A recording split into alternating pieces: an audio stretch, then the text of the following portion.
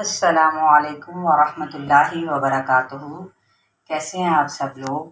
میری ہمیشہ کی طرح دیکھیں یہی دعا رہتی ہے کہ اللہ پاک آپ سب کے رزق میں اضافہ فرمائے اور علم میں بھی اضافہ فرمائے، جس کے لیے دعا عموماً ہمارے نبی صلی اللہ علیہ وسلم نے سکھائی ہے کہ رب زدنی علما۔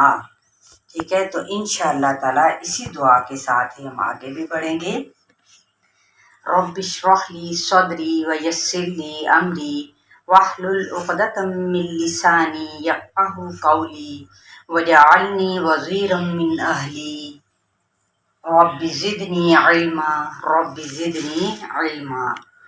جی، ہمارا جو ٹاپک ہے قرآنی حروف، اس کے تجویز شارٹ کورس کے اندر آج جو ٹاپک ہے وہ ہے حروف مستعالیہ۔ قرآنی حروف کے اندر کیا ہے؟ حروف مستعالیہ، یعنی حروف مستعالیہ کیا ہے کہ وہ حروف جو ہر حال میں موٹے یا پھر پر پڑھے جاتے ہیں، جن کو تفہیم بھی کہا جاتا ہے۔ اور ان کی اب تعداد کتنی ہے؟ یہ کتنے حروف ہیں؟ یہ ٹوٹل 7 حروف ہیں۔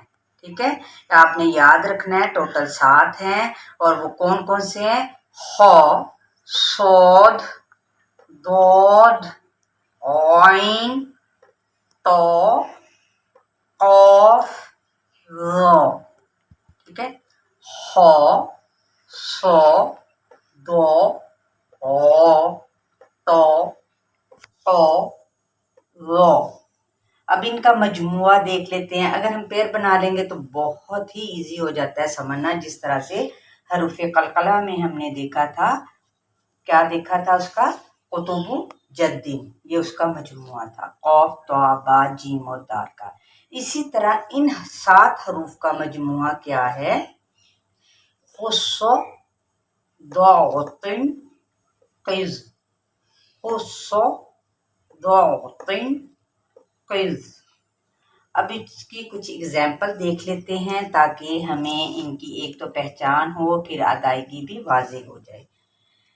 یہ ہے قال، قال، طاب، طاب، خواب، خواب، ظلم، ظلم، بغافل، بغافل، صبغة، صبغة، ضل، بعض سے ضاد بھی پڑھتے ہیں۔ ٹھیک ہے، ضل۔ اب مزید اس کو آگے اگر ہم سمجھنا چاہتے ہیں آسان، کہ اس کا یعنی مستعالیہ جون سا ہے، یہ اس کا روٹ ورڈ کیا ہے؟ عین، لام اور واو، جس کا میننگ کیا ہے؟ بلندی۔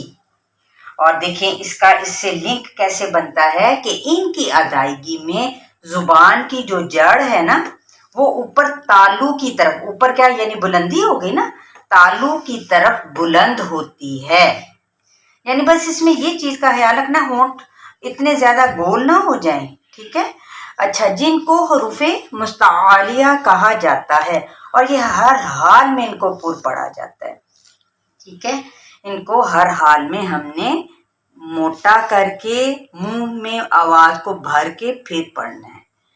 تو میں امید کرتی ہوں کہ آپ کو ان حروف مستعالیہ کی سمجھ آ گئی ہوگی، جو کہ ٹوٹل 7 حروف ہیں۔ دوسرا پوائنٹ یاد رکھیں، ان کو موٹا پڑھنا ہے یا پھر پر کر کے نا۔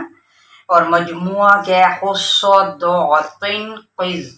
مثالیں کون سی ہیں؟ قال، طاب، خواب، ظلم، بغافل، صبغة، ضل۔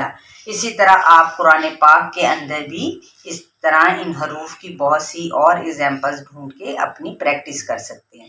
پھر اس کا میننگ یاد رکھ لیں کہ یہ بلندی اس سے مراد ہے۔ ٹھیک ہے، پھر ادائیگی آپ کو کیا ہے کہ زبان کی جڑ اوپر تالو کی طرف کیا ہوتی ہے؟ بلند ہوتی ہے۔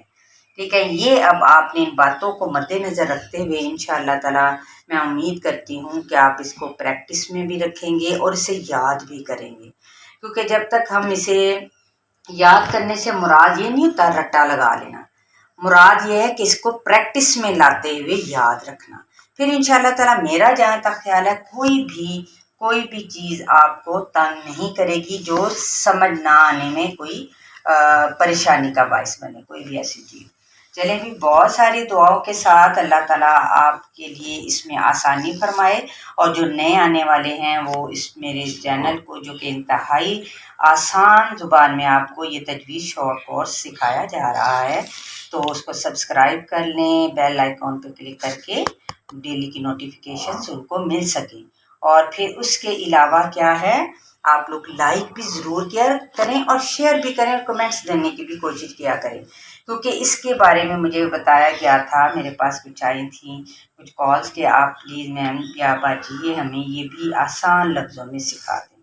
ٹھیک ہے، چلیے جی، بہت ساری دعاؤں کے ساتھ السلام علیکم ورحمۃ اللہ وبرکاتہ.